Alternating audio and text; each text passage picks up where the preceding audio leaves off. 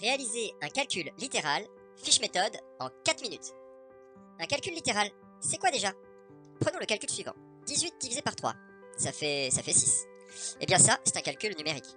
Pour que ça devienne un calcul littéral, il faudrait faire ça par exemple. Dans un calcul littéral, on a toujours des lettres. Il y a plein de types de calcul littéral. On peut avoir celui-ci où il n'y a pas de chiffres dedans.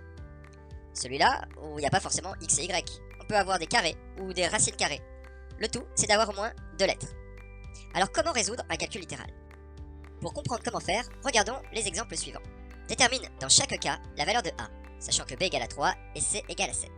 On a 5 calculs littéraux à résoudre. Alors c'est parti. Le premier calcul littéral est le suivant. A égale à b fois c plus 5. Comme on connaît les valeurs de b et de c, il suffit donc juste de les remplacer. Hop. On a donc a égale à 3 fois 7 plus 5. On peut d'abord calculer 3 fois 7 qui est prioritaire, ça nous fait 21 plus 5, et donc le résultat c'est 26. Voilà notre premier calcul résolu. Complexifions un petit peu plus les choses. Dans ce deuxième calcul littéral, b est égal à a plus c. Ben, faisons comme avant, remplaçons b et c par leur valeur. Voilà.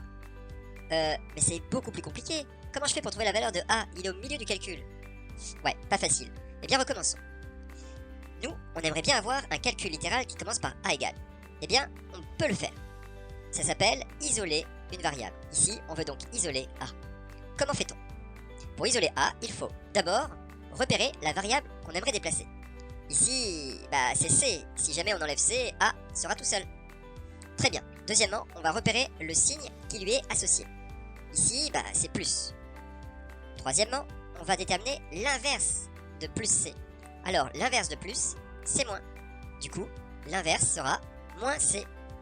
Eh bien, maintenant, la dernière étape, il faut ajouter l'inverse, donc moins c, de chaque côté du égal. Attention, il faut bien le faire de chaque côté du égal. Alors allons-y. Voilà, on l'a rajouté. Eh bien, pourquoi avoir fait ça? Puisqu'on a pris l'inverse de plus c, eh bien, il se supprime. Du coup, a est tout seul. On obtient donc a égale à b moins c. Et oui, b moins c égale à a, c'est pareil que a égale b moins c. On est d'accord?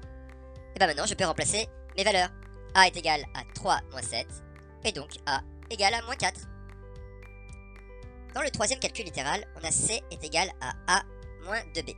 Encore une fois, on n'a pas un calcul qui commence par a égale. Il faut donc isoler a. Pour isoler a, il faut d'abord, comme précédemment, repérer la variable à déplacer. Ici, c'est 2b.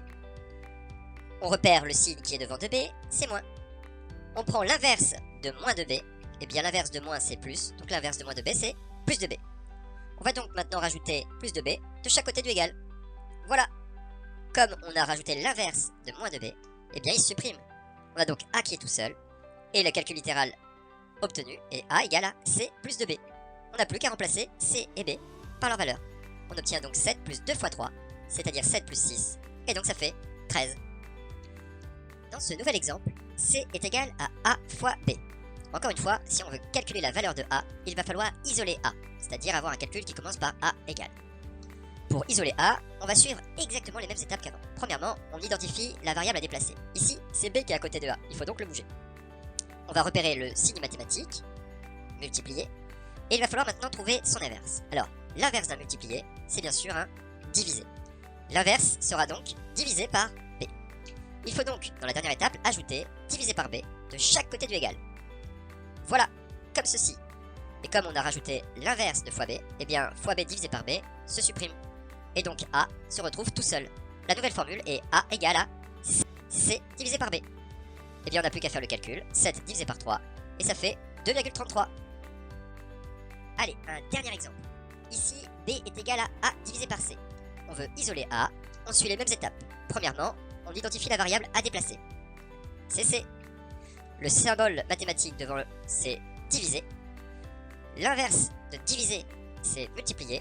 Il faudra donc multiplier par c. On rajoute multiplier par c de chaque côté du égal. Voilà. Et fois c divisé par c, ça se supprime. On a donc a qui se retrouve tout seul. On l'a bien isolé. Donc a est égal à b fois c. On remplace les valeurs et ça nous fait 21. Et voilà, c'est aussi simple que ça.